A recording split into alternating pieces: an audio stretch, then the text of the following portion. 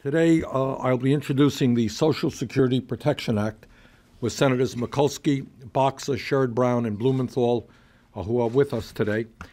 This bill is being also co-sponsored by Senators Stabenow, Kaka, Whitehouse, Begich, and Lautenberg.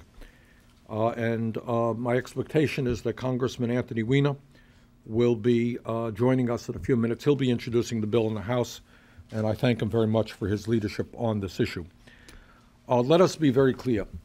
I think sometimes we take it for granted. Social Security is the most successful federal program in our nation's history.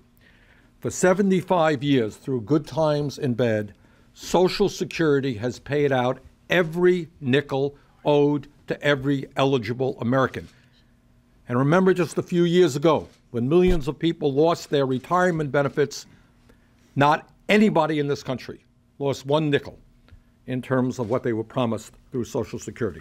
That is an extraordinary record, and it is all done through very modest administrative costs. And Social Security has been successful in accomplishing exactly what its founders wanted it to do. Before Social Security was implemented, about half of the senior citizens in this country lived in poverty. Today, that number is too high, but it is only 10%. Further, Social Security provides security to millions and millions of people with disabilities and to widows and orphans. In other words, we have a program that is doing what it was designed to do. It does it cost effectively. It is working. And let us also be very clear. Social Security has not contributed one nickel, not one nickel, to the federal budget deficit or the national debt. In fact, Social Security today has a $2.6 trillion surplus that is projected to grow to $4.2 trillion in 2023. It is absurd, therefore, to be discussing Social Security within the context of deficit reduction when Social Security hasn't contributed to the deficit. If you want to have a debate or a discussion about how we make Social Security solvent for the next 75 years, it's an interesting discussion. We can do it. But it has nothing to do with the issue of our national debt. In 1983, as everybody knows, Social Security did face a crisis.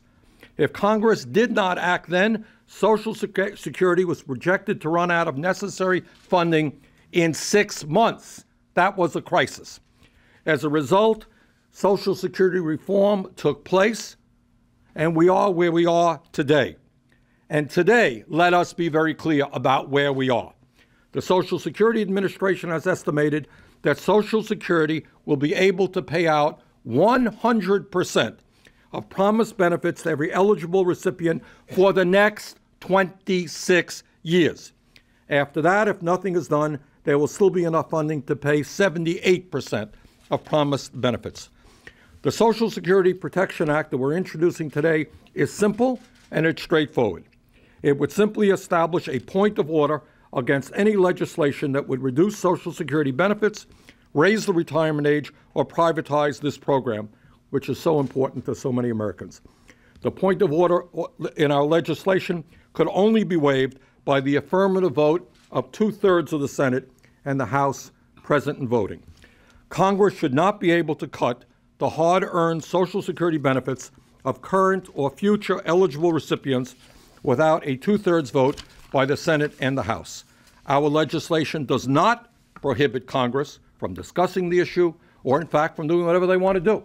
But it will take a 2/3 vote to cut Social Security benefits, raise the retirement age, or privatize that program.